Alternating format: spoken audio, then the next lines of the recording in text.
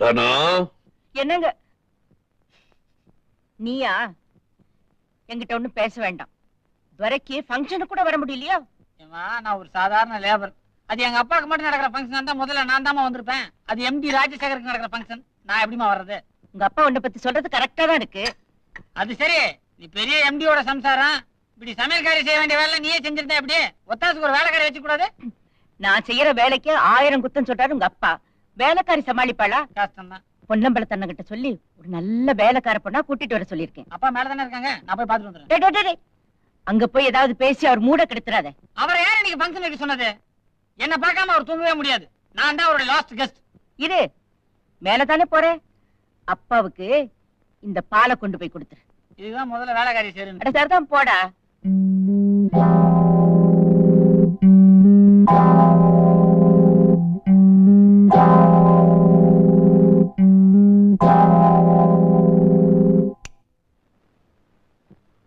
Light off பண்ணு. நான் உங்க கடைசி பையன் வந்திருக்கேன். நீதான் கடைசிங்கிறத நாளடா முடிவு பண்ணணும். இல்ல, உங்களுக்கு 60 வயசு ஆயிருச்சு. என்னது? இல்ல, 60வது மாமா நடந்துதான்.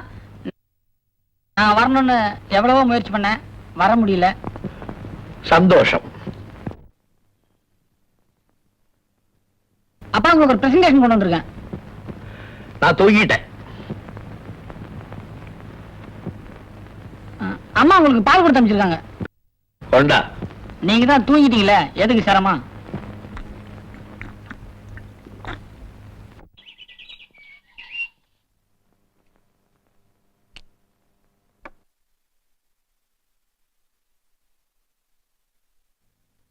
தூங்கிட்டாராம். தூங்கிட்டாராமா? அப்படிதான் அவர் சொன்னாரு. வேற ஒண்ணும் இல்லம்மா, இவன் லேபர் தானே, என்னத்தை பெருசா பிரசன்ட் பண்ண போறான்னு நினைச்சிருப்பாரு. இந்த பாத்தியா, என்ன மாதிரியே சுத்தமான தங்கம், 24 கேரட். ரொம்ப நல்லா இருக்குடா. கொண்டா, நாளைக்கு நானே அப்பா கிட்ட கொடுத்துறேன். நாளைக்கா? இன்னைக்கே வாங்கிக்கல? வாங்கிக்காத நல்லதுதான். அவரோட பரந்த மார்பிள் அந்த செயின் இருந்தா டை கோட்டுக்குள்ள இருக்கிற இடமே தெரியாது. என் திறந்த மார்பிள் இருந்தா பளிச்சுன்னு தெரியும். இதெல்லாம் சரிப்பட்டு வராதுமா.